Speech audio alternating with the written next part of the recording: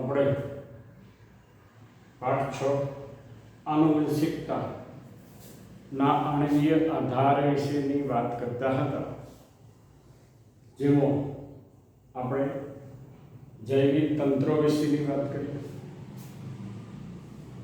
DNA વિશેની વાત કરી,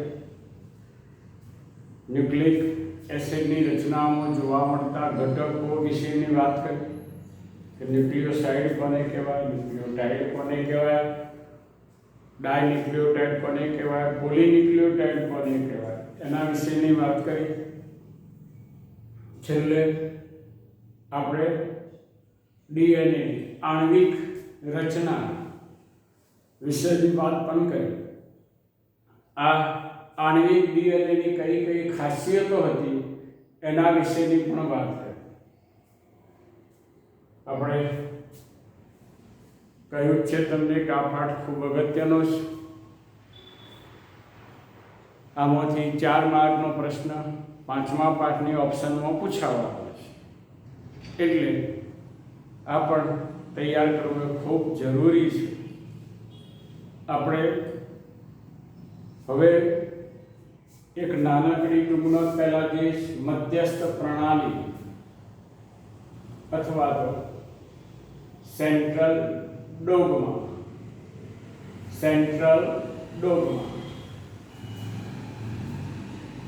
તો જવાબ જોઈએ. આપણે આ વિશેની વાત કરીએ કે ડીએનએ ની આનુવંશિક માહિતી, ડીએનએ ની આનુવંશિક માહિતી એમઆરએનએ ને આપે. કોને આપે છે? એમઆરએનએ આપે. આ એમઆરએનએ અને ટીઆરએનએ ની મદદથી કોષમાં શું થાય છે? પ્રોટીન સંશ્લેષણની ક્રિયા થાય છે. આપણે ડીએનએ ઉપરથી માહિતી કોને મળે? એમઆરએનએ. કારણ કે એમઆરએનએ આપણે મેસેન્જર રિબોન્યુક્લિક એસિડ, સંદેશક રિબોન્યુક્લિક એસિડ તરીકે ઓળખીએ છીએ.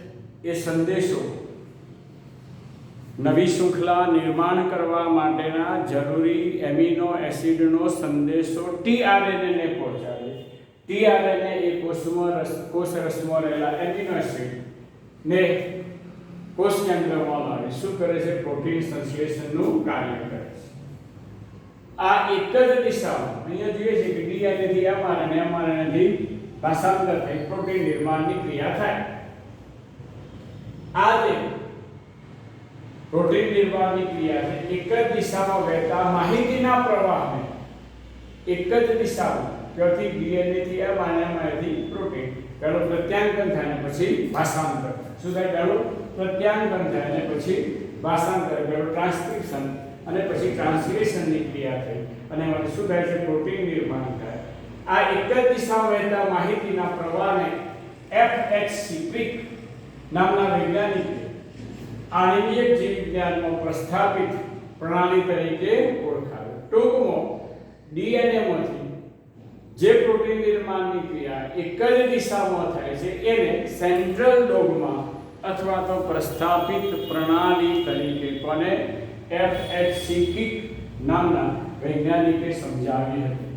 આનુવંશિક દ્રવ્યની અભિવ્યક્તિ સામાન્ય રીતે પ્રોટીન સંશ્લેષણના ઉત્પાદન દ્વારા થાય. શું થાય? આનુવંશિક દ્રવ્યની અભિવ્યક્તિ સામાન્ય રીતે કોના દ્વારા? પ્રોટીન સંશ્લેષણના ઉત્પાદન દ્વારા થાય છે. એમાં 2 તબક્કાઓ છે, પ્રત્યાંકન અને બીજું છે ભાષાંતર. પ્રત્યાંકન જેને આપણે અનુલેખન અથવા તો ટ્રાન્સક્રિપ્શન તરીકે ઓળખીએ છીએ. શું થવાનું? કે ડીએનએ માંથી એમઆરએનએ નિર્માણ થવાની ક્રિયાને આપણે કહીએ છીએ પ્રત્યાંકન, ટ્રાન્સક્રિપ્શન. આના વિશે આપણે વિગતમાં આગળ પ્રશ્નની અંદર ભણવાના છે. અહીંયા માત્ર આપણને એટલું યાદ રહેવું જોઈએ કે પ્રત્યાંકન એટલે બીજું કશું નહીં, ડીએનએ ની જે પોલિન્યુક્લિયર શૃંખલા છે એની ઉપરથી શું નિર્માણ થવાનું? એમઆરએનએના નિર્માણની ક્રિયાને પ્રત્યાંકન કહીએ છીએ. તમને ખબર છે જ કે ડીએનએ ની બંને પોલિન્યુક્લિયર શૃંખલાઓ એ જ્યારે નિર્બળ હાઇડ્રોજન બંધ તૂટે ત્યારે છૂટી પડે. છૂટી પડતી બંને શૃંખલાઓ શાના તરીકે? ટેમ્પલેટ શૃંખલા તરીકે વર્તી સામેની તરફ એક નવી શૃંખલા રચે છે જેને કહે છે આપણે mRNA. અને આ DNA ની ટેમ્પલેટ શૃંખલા ઉપરથી શું થવાનું, mRNA નિર્માણની ક્રિયાને આપણે કહે છે પ્રત્યાંકન અથવા તો ટ્રાન્સક્રિપ્શન અથવા અનુલેખન તરીકે ઓળખીએ છીએ. આ mRNA નું પાછું સામા રૂપાંતર DNA માં રૂપાંતર થઈ શકે, જેને આપણે સ્વયંજનન કહીએ છીએ. આ mRNA ઉપરના ક્રમ અનુસાર શું થાય છે, tRNA એ પેલા સામો કોષ રસમાં રહેલા જે એમિનો એસિડ છે, એમિનો એસિડને લાવીને ગોઠવે છે. આપણે કહ્યું હતું કે mRNA એ પેલા ઈંટ બનાવવાના બીબા તરીકે કાર્ય કરે છે. એની ઉપર જે માટી ભરવા બીબા ઈંટ બનાવવા માટે, એ બીજું કશું જ નહીં, એમિનો એસિડ છે. એમિનો એસિડ છે કોષના કોષ રસમાં છે. mRNA કહે છે કોષ કેન્દ્રમાં. એ કોષ કેન્દ્રમાંથી કયો જાય, કોષ રસમાં જાય અને tRNA ને સંદેશો પહોંચાડે. tRNA જે સંદેશો પ્રાપ્ત થયો છે મુજબના એમિનો એસિડને પોતાની સાથે જોડે, એટલે કે રિબોઝોમ્સ ઉપર એમિનો એસિડને ગોઠવી કયો લાવે છે, કોષના કોષ કેન્દ્ર લાવે અને mRNA ઉપર લાવીને ગોઠવે છે. અને આમ ક્રમબદ્ધ રીતે ટેમ્પલેટ શૃંખલાના ક્રમ અનુસાર એક પછી એક એમિનો એસિડ ગોઠવાતા જાય અને લાંબી જટિલ શૃંખલા રચે છે.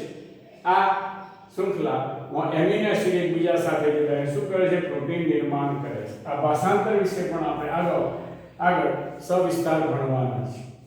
આનુવંશિક માહિતી DNA કોને આપે, mRNA કોને આપે, પ્રોટીનના ક્રમથી DNA માં આગળ વધે છે. આ જે છે એ કેટલાક વાયરસ, TMV વાયરસ, એટલે ટ્યુમર વાયરસ છે, એમાં આનુવંશિક માહિતીનો પ્રવાહ વિપરીત દિશામાં પણ હોય. ક્યાંથી હોય, વિપરીત દિશામાં પણ હોઈ શકે, કારણ કે એમાં જનીન દ્રવ્ય શું છે, RNA છે.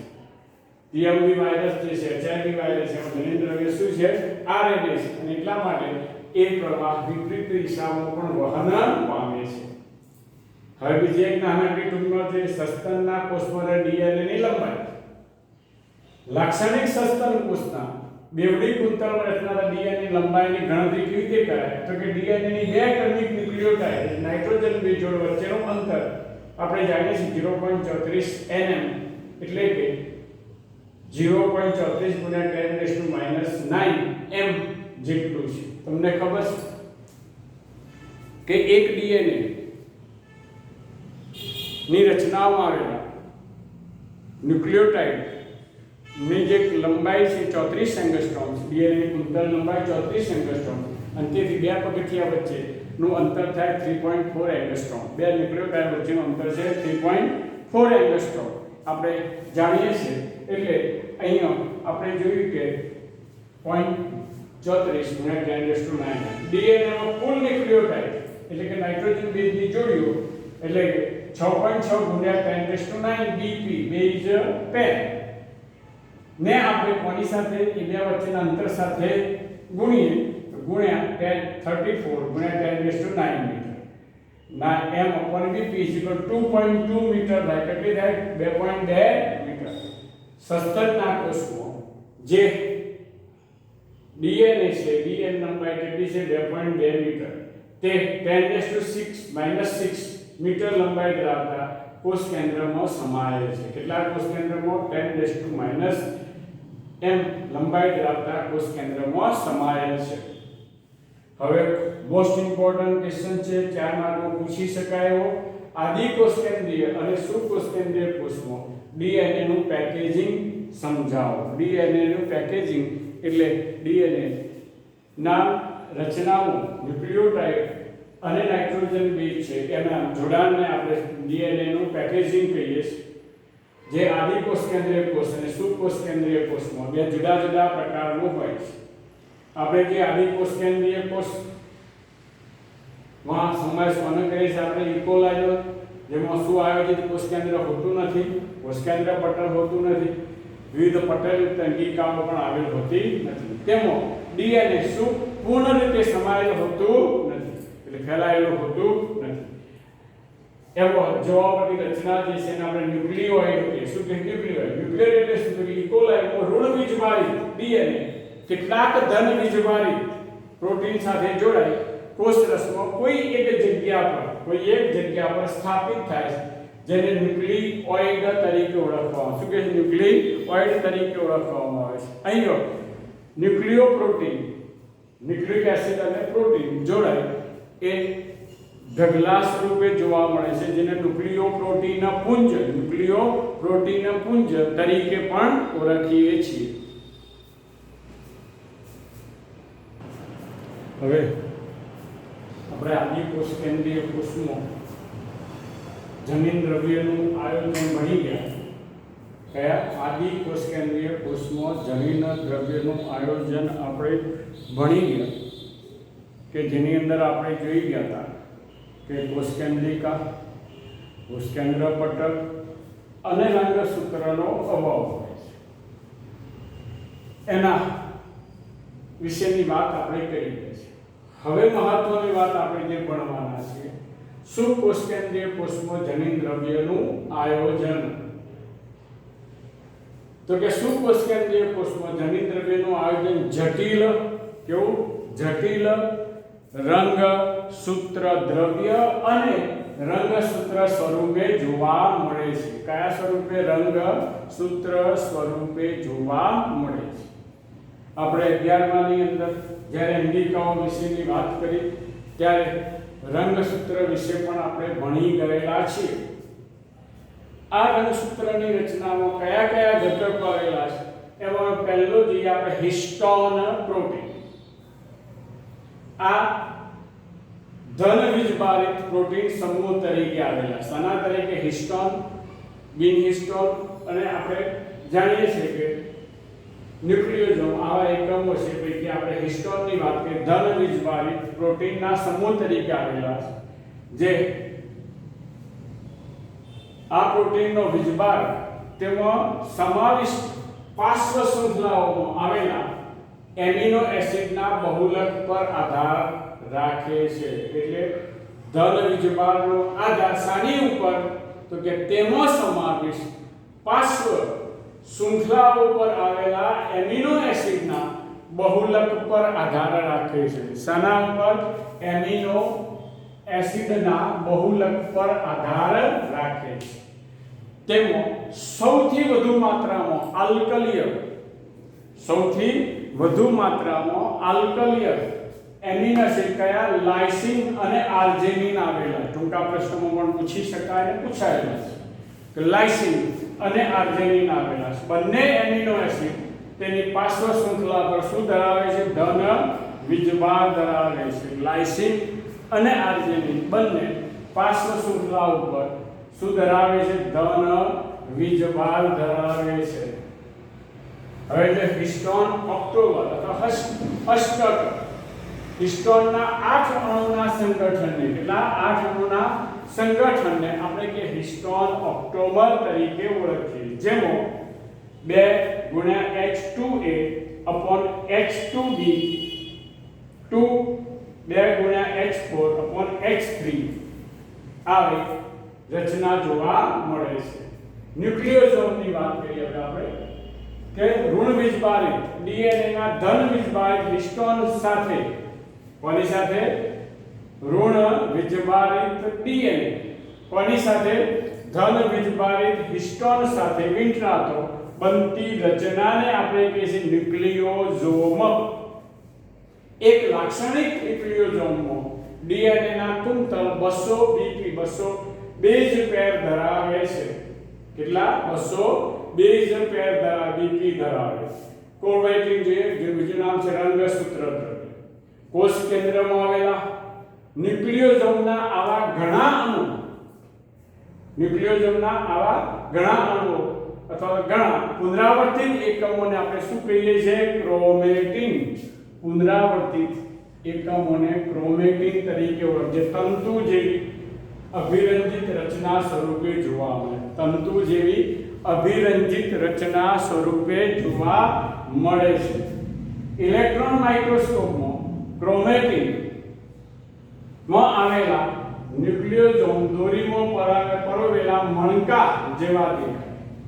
આપણે જે માળા હોય અને માળાના ના મણકા જે દોરીમાં પરોવેલા એવા દોરીમાં પરોવેલા મણકા જેવા શું જોવા મળે છે? આ ક્રોમેટિન જોવા મળે છે. હવે જે રંગસૂત્ર જેને આપણે ક્રોમોઝોમ, ક્રોમેટિનમાં આવેલા ન્યુક્લિયોઝોમ એટલે કે મણકા વધુ સંગઠિત થઈ શું રચે છે? ક્રોમેટિન તંતુ રચે છે. કોષ વિભાજનને આપણે જાણીએ છીએ કે ભાજના અવસ્થા દરમિયાન રંગસૂત્રો સ્પષ્ટ હોય, ટૂંકા હોય અને ઘટ્ટ હોય. એટલે આ ભાજના અવસ્થા દરમિયાન, મધ્યાવસ્થા દરમિયાન ક્રોમેટિન વધુ ગૂંચળામય બને અને સંગઠિત થઈ શું કરે છે? રંગસૂત્રની રચના કરે છે. કઈ અવસ્થામાં? ભાજના અવસ્થામાં આ ક્રોમેટિન એ વધુ ગૂંચળામય અને સંગઠિત થઈ શું કરે? રંગસૂત્રની રચના કરે. હવે જે NHC નોન હિસ્ટોન ક્રોમોઝોમલ પ્રોટીન તો કે ઉચ્ચ સ્તરના પેકેજિંગ માટે પ્રોટીનના વધારે જૂથને સામૂહિક રીતે કહેવાય NHC. રંગસૂત્રના બંધારણમાં DNA અને હિસ્ટોન સમપ્રમાણમાં કેવા પ્રમાણમાં છે? સમપ્રમાણમાં. જ્યારે RNA અને બિન હિસ્ટોન બદલાતા પ્રમાણમાં જોવા મળે છે.